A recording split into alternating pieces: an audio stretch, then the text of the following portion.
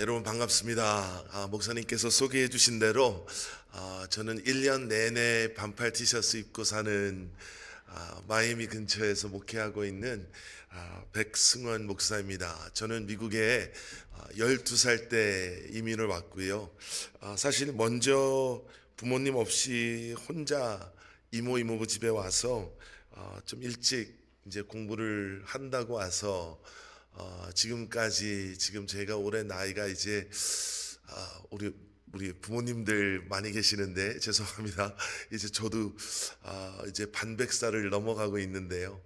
그래서 많은 분들이 저를 처음 만나면 이런 말씀을 하세요. 목사님이 참 좋겠어요. 일찍 오셔가지고 한국말도 잘하시고 영어도 잘하니까 얼마나 좋으세요. 그렇게 얘기를 하시는데 이제 저랑 조금 이렇게 교제를 하시다 보면 그 말이 이렇게 바뀝니다. 목사님 한국말도 안 되고 영어도 안 돼서 많이 불편하시죠?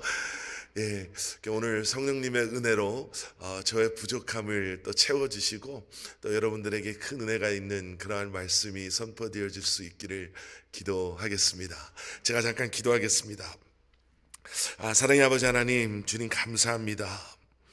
예수님 때문에 예수님의 십자가의 은혜로 우리가 함께 한 장소에서 주님을 예배할 수 있는 것이 얼마나 감사한지 모릅니다.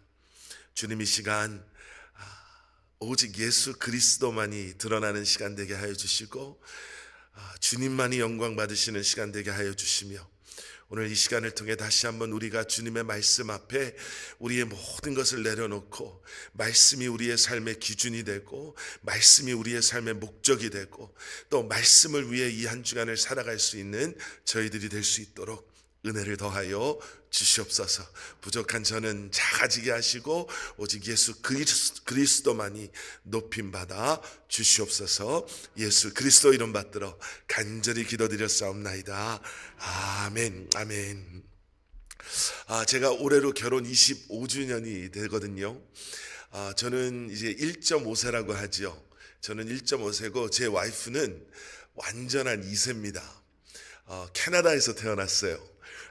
캐나다 토론토 근처 구엘프라는 데서 태어났다고 했던 것 같아요.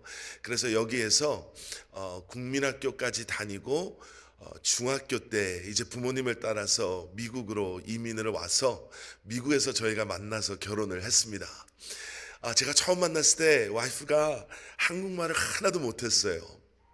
근데 제가 10년 전쯤에 지금 섬기고 있는 이 한어회중교회를 개척하면서 이 2세 사모가 한국말을 해야 되는 상황이 된 거죠.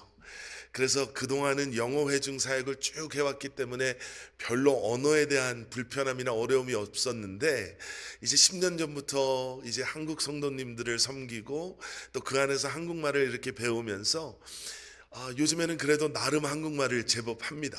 그런데 실수라는 걸 하게 되죠. 이 한국어가 first language가 아니기 때문에 실수를 하는데 얼마 전에 어떤 일이 있었냐면요. 저희 집에 아이들이 3명이 있거든요. 첫째, 둘째는 남자아이. 첫째는 올해 대학교를 이제 졸업하는 아들이고 둘째는 올해 대학교 1학년을 마치는 아들이고 그리고 나서 하나님께서 늦둥이를 주셨어요. 은혜죠. 딸을 주셨어요. 둘째 오빠랑은 10살 차이, 첫째 오빠랑은 13살 차이. 그러니 얼마나 자기가 귀염 받는다는 것을 알죠. 여러분 그런 얘기 들어보셨죠? 저희 집 순서는 하나님, 따님, 그리고 사모님. 그러니까 본인이 알아요. 오빠들이 자기를 좋아한다, 이뻐한다, 아빠가 나를 이뻐한다. 그래서 교회에서 제가 우리 딸과 관련된 우리 성도님들한테 많이 듣는 얘기 중에 하나가 우리 목사님 딸 바보.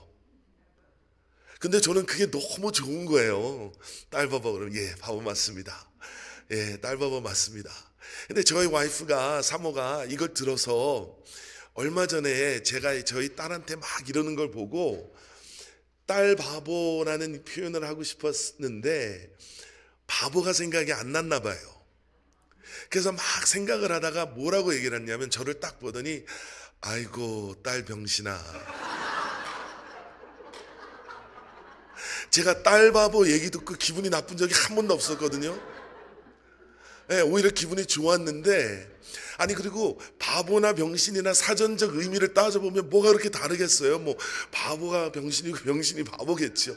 아니 근데 아유 딸 병신아 그러는데 예수님이 아니었으면 내가 좀 삐졌겠다 라는 마음이 딱 들더라고요. 그러면서 저한테 든 생각이 뭐냐면, 야 비슷한데 아닌 게 있구나, 이게 비슷한데 아니구나, 이 생각이 딱 들었습니다. 여러분 신앙생활 하다 보면은요 비슷하게 신앙생활을 하는 분들이 계세요. 전 이번에 우리 성산교회 여기 와서 제가 참 많이, 저도 짧은 시간이었지만 배우고 좀 임프레스 돼서 돌아가는 것 같아요. 제가 이렇게 집회를 나오면 사실은 집회 끝나고는 사실은 설교를 안 하거든요. 왜냐하면 이제 뭐 코스타나 뭐 비전 X나 이런 아이들 사역이 3박 4일이고 또 3박 4일 동안 설교해야 되고 세미나 해야 되고 아이들 상담하고 이러면 끝나면 사실은 많이 피곤해서, 뭐 피곤해서 못합니다가 아니라 피곤한 상태에서 이게 주일 설교를 하면 죄송한 마음이 참 커요. 올해도 사실은 제가 어제 저녁까지만 해도 이거 설교를 할 수 있을까 기침이 너무 많이 나와서 지금 여기 이렇게 뜨거운 물들 이렇게 갖다 주셨는데, 혹시 제가 설교하다가 기침이 나오면 좀 양해를 해주시면 감사하겠습니다. 그런데 우리 정경택 목사님이 우리에게 너무 좋은데 한번 와서 말씀 나눠주셨으면 좋겠습니다 해서 왔는데요, 제가 참 놀랐던 것 중에 하나가 뭐냐면 담임 목사님이 EM 예배를 주관을 하시더라고요. 말씀도 전하신다고 들었어요. 그러니까 제가 놀랐던 게 EM 광고랑 KM 광고가 거의 다르지가 않더라고요.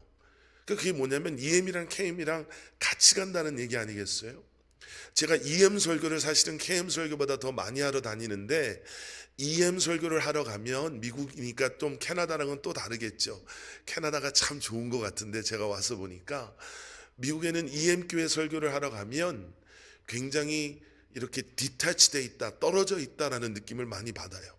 교회 안에 있다라고 하지만 KM과는 전혀 상관없이 자기들끼리 좀 외롭게 사역을 하고 있다라는 느낌이 드는데, 여러분 교회 와서 보면서 야 목사님이 쉽지 않으실 텐데 힘드실 텐데 그렇게 하시는 거 보면서 그래서 교회가 정말 함께한 비전 속에서 나아가고 있구나 라는 걸 보면서 저도 많이 도전을 받았습니다. 그런데 여러분 뭐 그것보다 더 중요한 게, 우리가 과연 지금 진짜로 주님 보시기에 비슷한 신앙생활이 아니라 우리가 정말 주님 앞에 설 날이 하루하루 다가오고 있잖아요.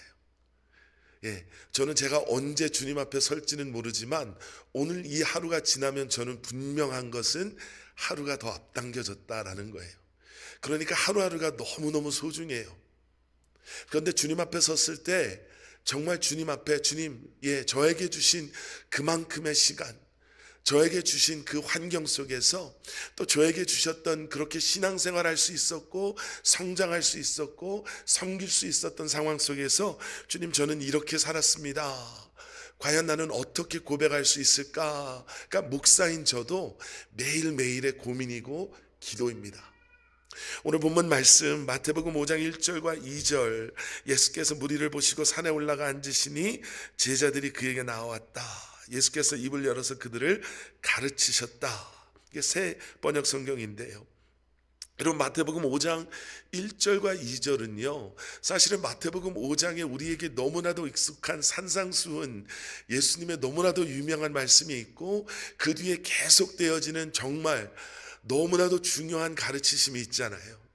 그런데 이 마태복음 5장 1절과 2절에 우리가 분명히 한번 짚어보고 넘어가야 할, 어떻게 보면 예수님의 말씀에 들어가기 앞서서 우리가 다시 한번 우리를, 그 말씀을 받는 우리가 우리 스스로를 한번 돌아봐야 하는 너무나도 중요한 말씀이 기록되어져 있습니다. 여러분 메시지 성경이라는 거 들어보셨죠? 그러니까 제가 말씀 묵상이나 성경 공부할 때는 권하지 않지만 성경을 읽으시다가 좀 이해가 안 되고 이게 무슨 내용인가 이런 경우에는 저희 교회 성도님들한테는 메시지 성경 번역을 한번 한번 읽어보십시오라고 권하는데요. 메시지 성경에서는 마태복음 5장 1절과 2절을 이렇게 번역해놨습니다. 예수께서 자신의 사역으로 큰 무리가 몰려드는 것을 보시고 산에 올라가셨다. 예수께 배우고 그분께 인생을 건 사람들도 함께 올라갔다. 조용한 곳에 이르자 예수께서 앉으셔서 산행에 함께한 사람들을 가르치셨다. 예수께서 하신 말씀은 이렇다. 여러분, 이 안에 큰 무리가 등장하고 예수님께 인생을 건 사람들이 등장합니다. 우리가 보신 말씀에는 큰 무리 그리고 제자로 표현이 되어 있죠. 그러니까 제자라는 이 단어를 메시지 성경에서는 이렇게 풀어서 설명해 놓은 거예요. 예수께 배우고 거기에서 끝나는 것이 아니라 예수님의 말씀 가르치심을 통해 그분께 인생을 건 사람들을 제자다라고 표현해 놓는 거예요. 여러분, 제가 너무나도 뭐라 그럴까요? 당연한 질문 두 개를 한번 여러분들께 드려보겠습니다. 손 들고 대답하실 필요 전혀 없으시고요. 여러분, 누군가가 여러분에게 당신은 크리스찬입니까? 외국 캐나디안 분이 Are you a Christian? 이라고 물어보시면 여러분 뭐라고 대답하실까요? 어떤 분들은 지체함 없이 나는 크리스찬입니다. 나는 예수를 마음으로 믿고 입으로 고백한 예수님께 내 인생을 건 나는 크리스천입니다 라고 말씀하시겠죠. 여기는 그렇지 않으시겠지만 어떤 분들은 다른 곳에서는 글쎄요, 내가 교회는 오래 다녔는데, 내가 어렸을 때부터 교회는 다녔는데 그래서 크리스천일까요? 라고 아직 확실히 대답하지 못하시는 분들도 어쩌면 있으실 수 있지 않을까 생각해 봅니다. 그리고 또 한 가지 대답은 아니요, 나는 아닙니다 라는 대답도 어떤 분들은 하시겠죠. 두 번째 질문은 이거예요. 그러면 여러분, 비슷한 질문인데, 여러분 당신은 제자입니까? 라고 누군가가 물어본다면요, Are you a disciple of Jesus Christ? 예수님의 제자이십니까? 라고 물어보신다면, 물론 앞의 질문과 마찬가지로 네, 제자입니다. 글쎄 아직 제자는 모르겠네요. 아니면 아닙니다 라는 대답을 하실 수 있겠지만, 제가 그 대답이 어떤 것일까라는 것은 모르겠지만 이런 추측은 한번 해볼 수 있을 것 같습니다. 첫 번째 질문, 크리스천입니까? 라는 질문보다 제자입니까? 라는 질문을 조금 더 힘들게 대답하실 것 같아요. 왜냐하면 이 제자라는 단어가 사실은 우리가 요즘을 살아가는 우리에게 제자라는 단어가 그렇게 익숙한 단어가 아니다라는 거죠. 특히 영어 disciple이라는 단어는 영어 대화 속에서 많이 사용하지를 않아요. 우리 한국 단어 제자는 그나마 아직도 스승, 제자 이런 관계 속에서 우리가 사용하게 되지만 영어에서 disciple이라는 단어는 사실은 거의 쓰지를 않습니다. 아마 우리 영어권 아이들한테 When was the last time you used the word disciple? 하고 물어보면 아마 대답을 못할 거예요. 저도 설교를 discipleship, disciple 이렇게 해서 물어보지, 아니면 교회를 다니기 때문에 우리 광고에도 EM 광고였나요? 있었던 것 같은데 이번에 그 캐테키즘 공부 대신 discipleship 공부를 합니다. 목사님 댁에서 합니다라는 그런 표현 속에 너네 교회에 discipleship 클래스 있어? 이런 표현 속에 등장하지, 일상 속에서는 우리가 사실은 이 disciple이라는 단어, 제자라는 단어를 그렇게 많이 사용하지 않는다라는 거예요. 그런데 우리가 예수님의 시대로 돌아가서 보면은요, 그 1세기 당시의 제자라는 disciple이라는 표현은 굉장히 흔한 일반적인 그러한 모습이었다라는 거죠. 당시 제자, disciple이라는 것, 누군가의 disciple로 살아간다는 것은 사회적으로 뭔가 대단하고 특별한 것이 아니었다라고 합니다. 그러니까 어떤 철학가 아니면 어떤 종교나 또 종교 지도자의 disciple, 심지어는 정치인이나 정치적인 무브먼트의 disciple로 불려졌던 게 흔했다라는 거예요. 자, 그런데 중요한 건 뭐냐면요, 내가 제자됨, 나의 제자됨은 내가 지금 누구를 따르고 있는가에 의해서 결정이 된다라는 거죠. 제자도 제자, discipleship, 제자로서의 신분은 내가 지금 누구를 따르고 누구를 바라보고 누구의 가르침을 지켜나가면서 누구를 향해 나아가고 있는가, 누구를 닮아가고 있는가를 보여준다는 거예요. 내가 제자라는 게 중요한 것보다 더 중요한 것은 누구의 제자, 어떠한 가르침의 제자, 그리고 그분을 향해 내가 지금 어떠한 모습으로 나아가고 있는가, 지금 내가 그분을 닮아가고 있는가, 나를 통해 내가 따라가고 있는 그분을 세상 사람들은 과연 나를 통해 볼 수 있는가, 이게 중요하다는 거죠. 예를 들면 이런 거예요. 누가복음 5장의 말씀을 보면 무리들이 예수님을 찾아와서 질문을 합니다. 예수님의 금식과 기도에 대한 입장이 어떠한 것인지를 알고 싶어서, 예수님의 제자들에게 뭐라고 가르치시는가를 알고 싶어서 말해달라 질문을 하는 거예요. 누가복음 5장 33절, 그들이 예수께 말하되 요한의 제자는 자주 금식하며 기도하고 바리새인의 제자들도 또한 그리하되 당신의 제자들은 먹고 마시나이다. 자, 지금 뭐라고 물어보고 있죠? 요한의 제자들은 금식과 기도에 대해서 자주 하라 라고 배우고 그들은 그렇게 하는 게 우리 눈에 보입니다. 저들을 보면 저렇게 금식하고 기도하는 사람들, 저 사람들은 요한의 제자 같다. 또 바리새인의 제자들은, 바리새인들은 더 극성 맞았잖아요. 월요일 목요일마다 온종일 금식하고 그런 걸 보면서 저 사람들은 바리새인의 제자들, 그들의 행동을 보니까, 그들의 모습을 보니까 저 사람은 바리새인의 제자들. 근데 예수님 제자들 보니까 이 사람들은 그냥 먹고 마시는 것 같은데 예수님의 제자들은 과연 어떠한 사람들입니까?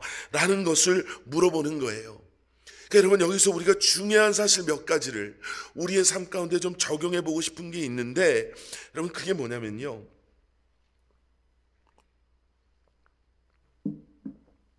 만약에 제자라는 것이 내가 누군가 어떠한 것에 나의 인생을 걸고 그것을 쫓아가는 거라면, 그리고 예수님 당시 제자라는 것이 그 흔한 많은 사람들이 여러 가지 모습으로 살아가는 모습이었다면, 어쩌면 지금 우리도 모르는 사이에 무엇인가 어떠한 것의 제자로 살아갈 수 있다라는 거죠.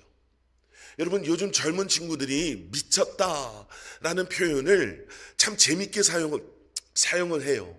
그러니까 미쳤다라는 것을 부정적으로 말하면 좀 현실에 덜 떨어진, 현실과는 상관없이 좀 정신없이 사는 사람들을 미쳤다라고 하는데, 요즘 젊은이들이 미쳤다라고 표현할 때는 그 표현은 좀 약간 긍정적으로 어떤 의미냐면 어떤 거에 정말 몰입했다, 어떤 거에 푹 빠져 있다, 이럴 때 미쳤다라고 하잖아요.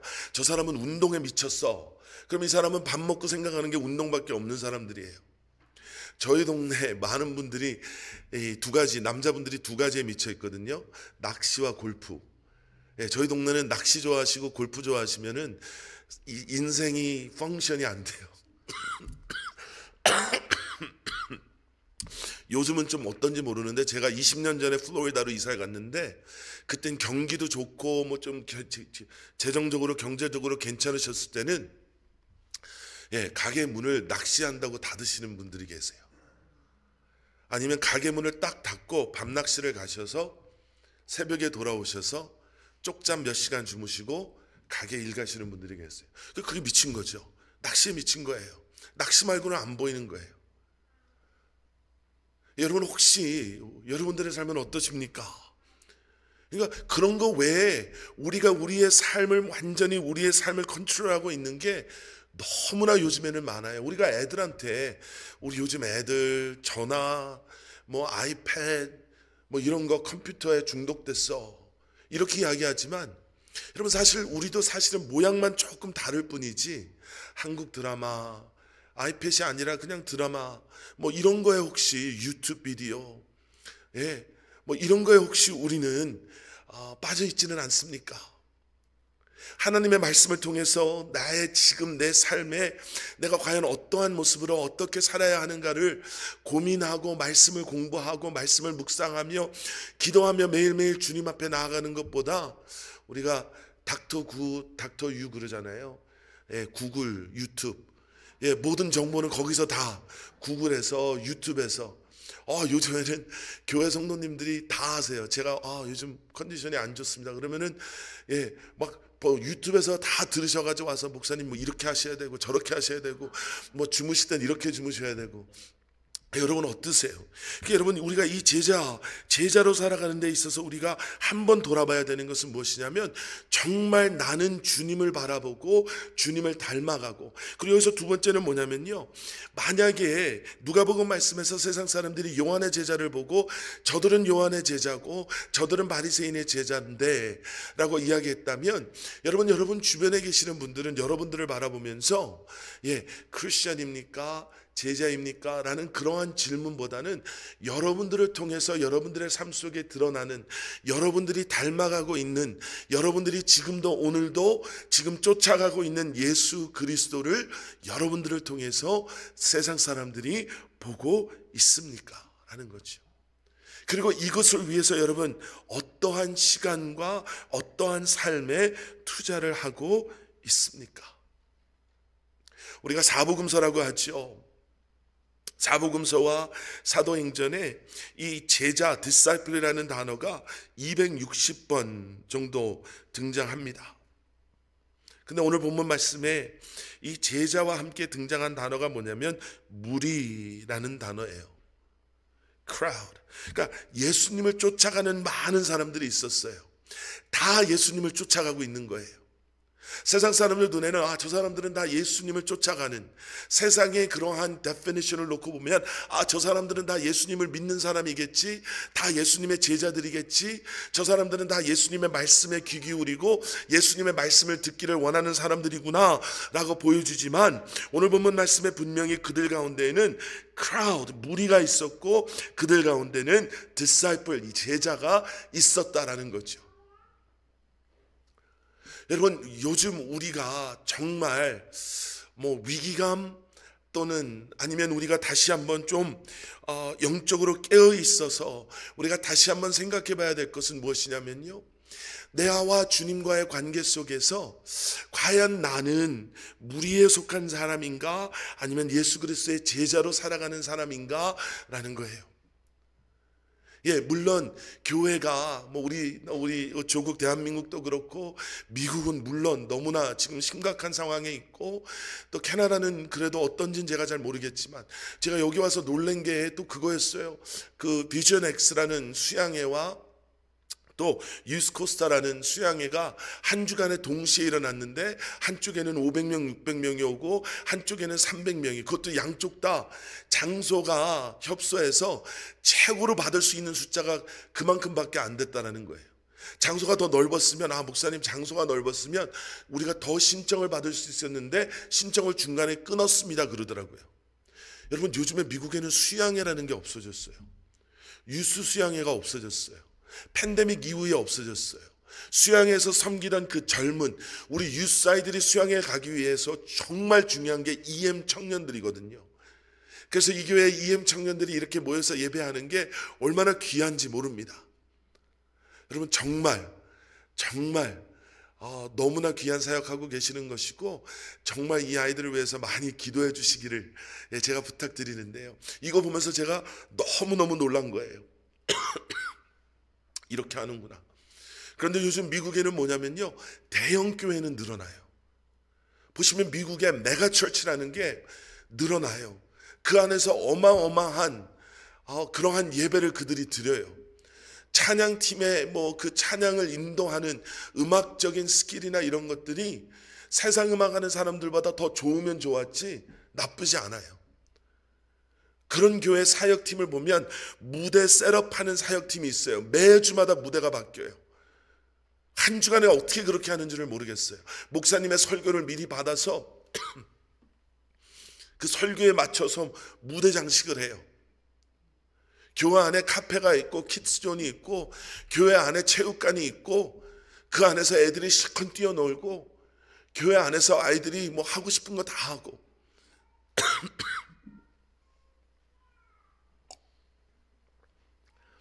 그런데 그런 환경 속에서 무리의 숫자는 늘어나는 것 같은데요, 제자들의 숫자가 점점 사라지는 것 같아서 얼마나 가슴 아픈지 몰라요.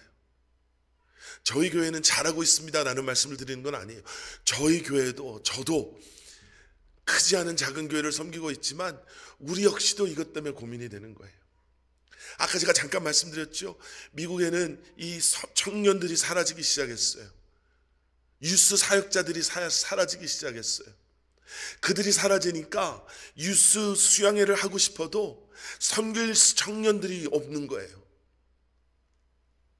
유스 사역을 더 활발하게 하고 싶어도 이제 유스 아이들하고 눈높이를 맞추고 그 아이들을 품어주고 그 아이들 데려다가 밥 사주고 아이를 만나주고 위로해 줄 사람이 없는 거예요. 여러분, 무리는요, 크라우드는요, 뭐 때문에 움직이는 사람들이냐면 무리는 궁금함이나 호기심이나 필요에 의해서 움직이는 사람들이에요. 그러니까 교회 속에서도 그런 분들이 존재할 수 있다는 거죠. 그 교회 좋대. 그러니까 예수님께서 산에 올라가시는 걸 보고 쫓아온 사람들 중에는, 야, 예수란 사람 얘기 들어봤어? 저쪽 동네에서 이런 일을 했대. 믿겨지냐? 한번 가서 보자. 내 눈으로 봐야지 그거 뭐 믿거나 말거나 하지 하고 쫓아온 사람들. 저 예수란 사람이 저쪽 동네에서 아프던 사람, 못 걷던 사람을 걷게 했대. 죽은 사람을 살렸대나 봐. 야, 한번 가볼까? 혹시 알아? 내가 예수란 사람 만나가지고 나 여기 지금 소화 안 되고 요즘 이러는데 뭐 낫게 되면 좋은 거고 뭐 믿지 봐야 본전이지, 이러고 쫓아다니는 사람이 무리에 속한 사람들이라고요. 여러분, 무리에 속한 사람들은 필요에 의해서 움직여요. 내가 뭘 필요로 하는지. 그래서 이 사람들은 내 호기심을 자극하는 더 큰 무엇인가가 보여지면, 나의 필요를 채워줄 만한 뭔가 더 큰 것이 보이면, 내 궁금증을 해결해 줄 만한 또 다른 무엇인가가 다른 곳에 나타나면 지체하지 않고 또 다른 것을 우하고 몰려다니는 사람들이 무리에 속한 사람들이에요. 무리에 속한 사람들은 그래서 변화시키지 못해요. 무리에 속한 사람들은 그 숫자는 많을 수 있지만 그 안에 변화나 생명의 그러한 치유됨이나 아니면 목적과 사명이 발견되는 것들을 그들은 경험하지 못합니다. 그런데 제자는 헌신과 사명에 의해서 움직이는 사람들이죠. 예수님께서 저쪽에서 말씀을 전하셔서, 예수님께서 이쪽에서 치유를 하셔서, 예수님께서 이쪽에서 고난을 받으셔도 이 사람들은 자신의 인생을 내 필요를 채워줄 누군가에 건 것이 아니라 내 인생의 주인 되시는, 세상에 그 무엇보다도 소중하고 중요한 예수 그리스도께 건 사람들이기 때문에 주님이 이곳에 계시면 나도 그곳에 주님과 함께하고, 주님께서 그곳에 계시면 나도 주님과 그곳에 함께하는, 주님과 연결된 삶을 살아가는 사람들이 예수 그리스도께 목숨을 건 그런 사람들인 줄 믿습니다. 여러분, 오티움이라는 단어 들어보신 적 있으세요? 저도 얼마 전에 책 읽다가 우연히 알게 된 단어인데, 이 오티움이라는 단어가 라틴어라고 해요. 이 오티움이라는 단어는 보상과 결과를 떠나 과정 자체가 기쁨을 주는 여가 활동을 말한다고 합니다. 그러니까 이런 얘기를 하면 어떤 분들은, 아, 목사님, 우리 사는 것도 바쁘고 여가 활동은 무슨 여가 활동입니까? 요즘 그냥 일 끝나고 집에 와서 그냥 쉴 수만 있어도 감사할 정도로 바쁘게 살고 있는데요. 뭐 이런 말씀하시는 분들 계시는데요. 제가 이걸 보면서 그런 생각을 했어요. 이 오티움이라는 단어를 보면서 존 스토트 목사님 제자도라는 책에 이런 말씀이 있거든요. 자기 백성을 향한 하나님의 목적은 무엇인가? 우리가 회심했다면 그 다음에 해야 할 일은 무엇인가? 하나님은 자기 백성이 그리스도처럼 되기를 바라신다. 그리스도를 닮아가는 것이 하나님의 백성을 향한 하나님의 뜻이다. 여러분, 하나님 그리스도를 닮아가는 그 과정이 저와 여러분의 오티움이 될 수 있다면 얼마나 우리가 신앙생활하는 게 기쁘겠습니까? 매일매일 아침에 일어나서 주님과 함께 하루를 시작하고 말씀 묵상을 통해서 하루를 시작하면서 내가 내 삶의 주인 되시고 나와 함께 하시고 나를 인도하시는 주님과 동행하는 그 삶이 그것이 나에게 오티움이 된다면 여러분, 그것처럼 기쁜 삶이 어디 있겠습니까? 그렇게 주님과 연결된 삶, 끊임없이 주님께서 공급해 주신 사랑, 인내함, 끊임없이 주님께서 공급해 주시는 은혜를 가지고 살아간다면, 여러분, 올해 초 1월 달에 미국 캘리포니아에서 엄청난 산불이 있었죠. 그런데 캘리포니아 주 정부가 참 어처구니 없는 실수를 해서 그 피해가 더 컸다라는 아마 뉴스를 들으셨을 거예요. 이 불을 끄는 이 물들이 제대로 연결되어져 있지 않아서 소화전을 사용하려고 소방관들이 소화전에 호스를 연결해서 그 물을 틀었더니 물이 안 나왔다. 그럼 저는 그 사진을 보면서 그런 생각이 들었어요. 비슷한데 아니구나. 사실 비슷한 것도 아니죠. 분명히 소화전이에요. 분명히 소화전이에요. 누가 봐도 그건 소화전이에요. 그런데 그것이 소화전으로서의 역할을 할 수 있도록 그 source of water, 그 물과 연결되어져 있지 않으면 그건 소화전이지만 소화전이 아닙니다. 여러분, 말씀을 마무리하면서 우리 성산교회 성도님들께 이렇게 도전해드리고 싶어요.